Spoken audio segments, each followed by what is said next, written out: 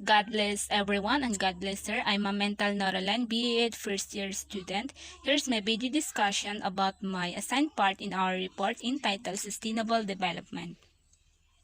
For this season, we will be talking about sustainable development.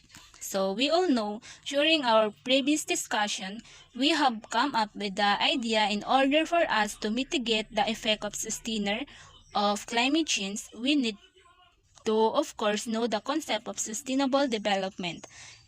And of course, when we talk about sustainable development, it is something to do with the development that meets the needs of the present without compromising the ability of the future generations to meet their own needs. So let us remember that development that needs of the present without compromising the needs of the future. So ang ibig sabihin nun is no disability, none to simply put sustainable development as the creation of a system that will ensure that we are developing in depth, we are making means and ways to produce or to make sure that the future generations will still have something to work on or to do or to develop, or they still have resource para magawa yung kanilang development na kailangan din sa kanilang panahon at pangangailangan na darating. So very important ang concept ng sustainable development sa atin ngayon, especially sa panahon ng pandemya or climate change, because of course, ano ba ang nagagawa ng sustainable development? First, we will learn how to conserve our resources. We will also learn how to integrate different means and ways on how to make sure that we have enough resources while we are consuming, and also we need to know that sustainable development is not just for the economy and not just for the environment but also for the society itself, for the for the governance and everything it covers all aspects. So yun yung mga bagay na dapat nating malaman at maintindihan with sustainable development. In 1987, the term sustainable development was first coined by the World Commission on Environment and Development. So, there are 4 dimensions to sustainable development, or 4 dimensions of sustainable development, which are society, environment, culture, and economy.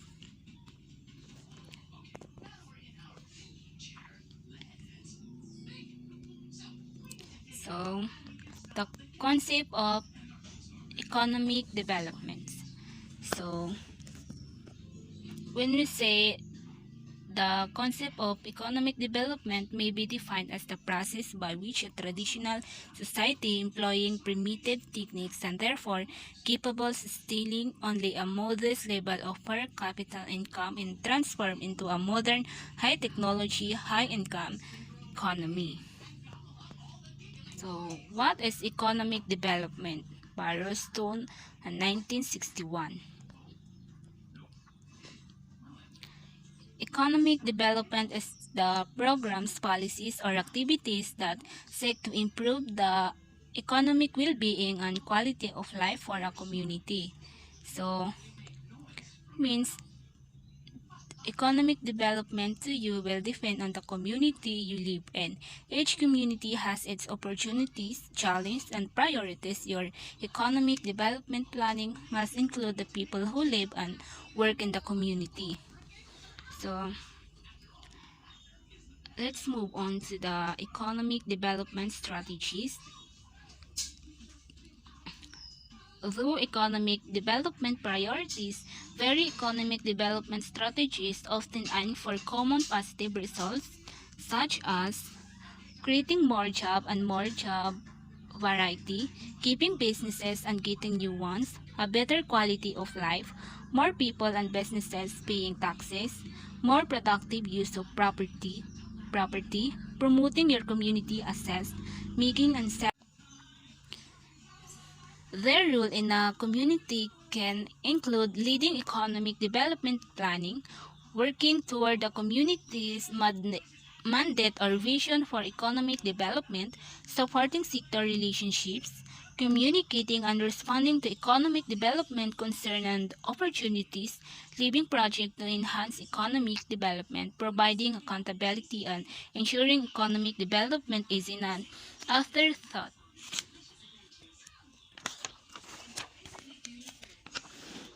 So, let's move on to the traditional approach. The traditional view has defined economic development as planned change in the structures of the national product, change in the occupational pattern of labor force institution, and technological adaptation to achieve predetermined or forecasted growth in the output of the nation. It means under the traditional concept of economic development, it implies the growth driven by a planned structural change of socio-economic aspect of the nation. Structural changes refer to changes in technological and institutional factors which cause a shift of labor from agriculture to modern manufacturing and service sector and also generate self-sustaining growth of output. So, modern approach. The concept of economic development in recent times has been further extended and it now comprises not only drop in poverty, inequality, and unemployment, but also needs improvement in the class of life or living standards measured in terms of the degree or situation of the environment, opportunities and options for education, access to better health care facilities, and nourishment. So, economic growth versus economic development.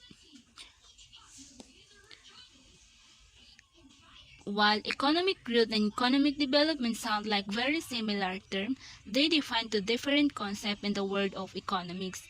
While both have their similarities, the distinct differences between economic growth versus economic development are important to note as the two concepts are distinctly important to affecting change in an economy. While both may lead to similar results, their aims and method of measurement vary grateful.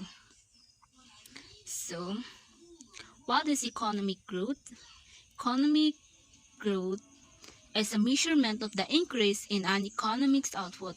These quantitative changes are measured in finite terms by using the percentage increase of the country's gross domestic product. Economic growth typically does not consider factors that are not part of the formal economy.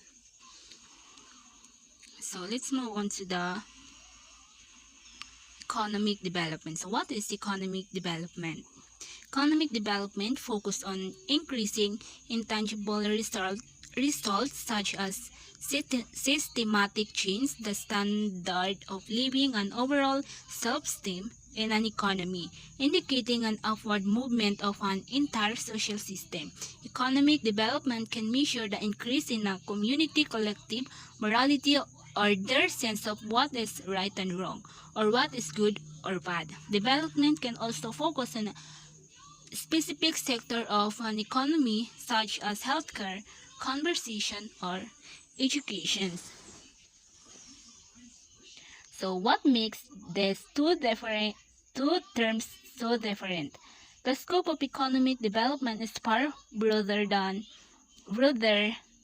that of economic growth. Economic growth measures the formal economy in very quantitative terms and tangible results, mostly focused on GDP and overall output. Economic development focuses on intangible change to provide qualitative results, which will in turn lead to quantitative results. Such measures taken for development include the Human Development Index, Human Poverty Index, Gender-Related Index, the Literary Rate of Community, Life Expectancy Rate, infant mortality rates, and others. Economic growth is not concerned with sustainability, nor does it look into the depletions of natural resources, which may lead to negative results for an economy such as pollution or disease. Development focus on keeping a region sustainable and well looked into symptoms of depleted resources, trying to course correct them when able. Economic growth does not take into account element of morality, undocumented economy activity from things such as black market is not factored into growth, while economic development does not actively work to thwart the informal economic the activities implemented by development, including the development of quality of life and decreasing figure of inequality, tend to increase the formal economy and economy enough so that the informal economy can listen and influence. How do the two work in relation to one another? The work performed by economic development will lead to many qualitative changes in an economy which will in time have an impact on the overall. Positive change in economic development can lead to economic growth, which leads to a direct relationship between the two. Economic growth can be viewed as an overarching goal of economic development, though development has a number of specific stepping stones to get to first.